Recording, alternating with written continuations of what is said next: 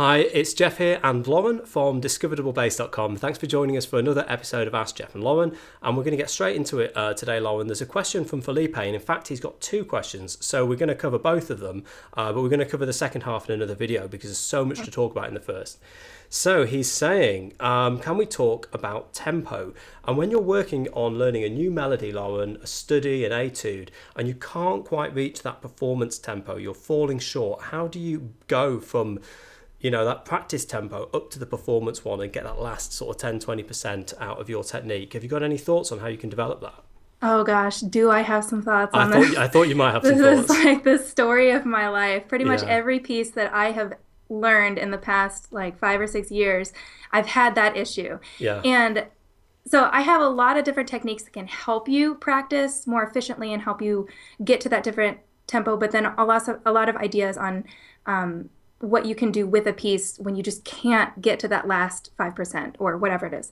So the practice techniques that I like to use, if you aren't doing these already, these might be a good to put into your practice technique or your practice method, whatever you want to call it. So I like to divide the tricky passage up. I like to isolate it. So say that you've got this really tricky passage that's 20 measures long or 10 measures long. I take those, let's just say 10 measures, and practice it at half tempo. And then let's say that the tempo you're aiming for is 120. I start at 60, play it 3 times in a row, making sure it's perfect, making sure that you're getting everything that you want to, the articulation, the intonation, everything. Once you do those 3 times in a row perfectly, bump it up to either 65 or 70, depending on how much time you have to practice and depending on how fast you can play it. And what I mean by that is if you can basically play it at like 100 or 110, I would go up by 10.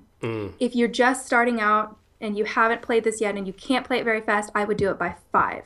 So go from 60 to 65. Okay, so then do that over and over again until you get to basically your breaking point and you can't go any faster. I do that literally every day. When I'm working Yeah. on a piece, I do that every single day. I start at half tempo, I go all the way up till I can't anymore, and then the next day I do the whole thing again. And I think some people mistake that for like, oh, well, I can play it at 80, so I'm just going to start it at 80. But that slow tempo, that slow practice is so crucial to getting the fast movements sort of isolated, When you go so slowly, it gives your brain a chance to sort of I don't know, understand all of the movements better. At least that's what I think. Okay, so there's that. And then also I like to play with the rhythms of the passage. So if I have something, usually what I have is like straight 16th notes. Da da da da da da da da da da da, right? And so I like to change the rhythm up. And I have these 4 rhythms that I like to use. The first one is da da da da da da da. The next one is da da da da da da da. The one after that is da da da da da da da da da. And then the final one is da da da da da da da da. Okay, and I know I'm going through those quickly, Yep. but if you need me to post these, I can take those and give them to you for you to look at.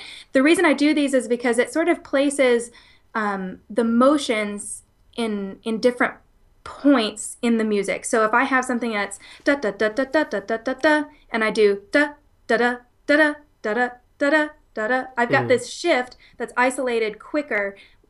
Where I don't normally have to move that fast, and then as you switch up the rhythms, that's all switched up, It's a and really good way of looking at it. it really helps you learn. And by the time I get done with that, I'm really good at whatever passage I've got. So that really helps me get to a higher tempo. The final practice technique, I know I'm talking a lot. The final practice technique I want to give you is up 10, down 5, and this helps in many ways. But so let's take that same idea of going to half tempo, starting at 60.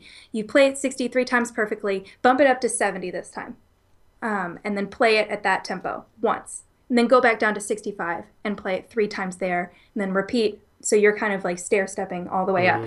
And the reason that this works so well is because it gives you that you start at that baseline, right, where you're comfortable, and then you bump it up to a tempo that you're probably not comfortable with, and it gets your fingers and your mind going.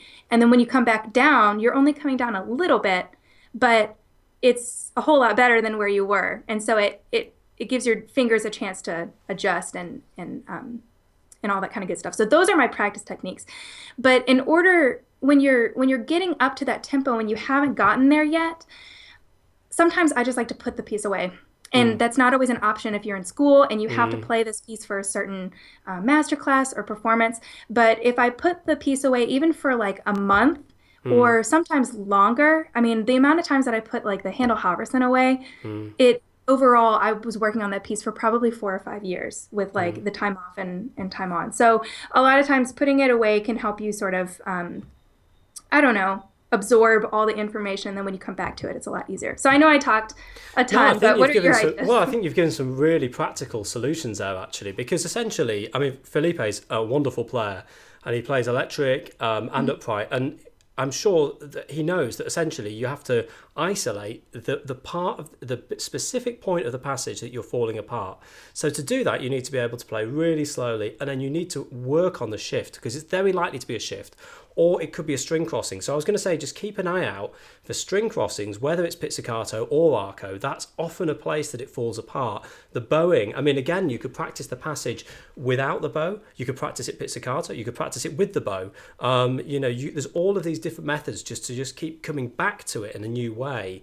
But really focus in, because what you don't want to do is just keep repeating the same kind of 4 bars round and round, and when actually there's only one tiny specific point that you're struggling with.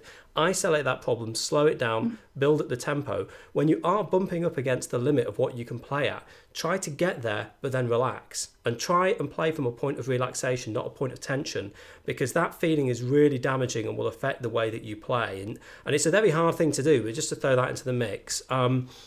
I also thought of a couple of other random ideas. Yeah, the string crossing thing. Oh, the other thing that might teach you is you might find that you're doing the fingering not in the most optimum way, or you might discover a new fingering. So, I had a piece that I was learning, and I remember showing it to a friend of mine, another bass player, and he came up with the fingering that I'd not thought of, and it completely transformed the way that I play it. And from there, it was really obvious. But I'd looked at a lot of different fingerings, and his was really different, and I was like, oh, actually, this really works. And I think asking around, because there's so many different ways that we can play these pieces, but don't use that as an excuse not to learn to overcome the technical challenges. If your teacher has given you a set fingering, then there's usually a good reason.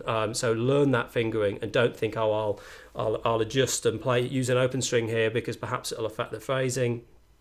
And also, I'd say, Felipe, whatever you're doing, just keep doing it. Your playing is terrific. You're sounding really musical and really mature. So just honestly keep at it. And I'm going to try and share some of your music below so people can listen to you play, because I love what you do. Thanks for asking your question, Lauren. I thought you gave some great feedback there. I'm going to have a think about what you've suggested and add that into my routine as well. Anyone else has any ideas? You know where to join us in the comments below this video, and we'll see you next time.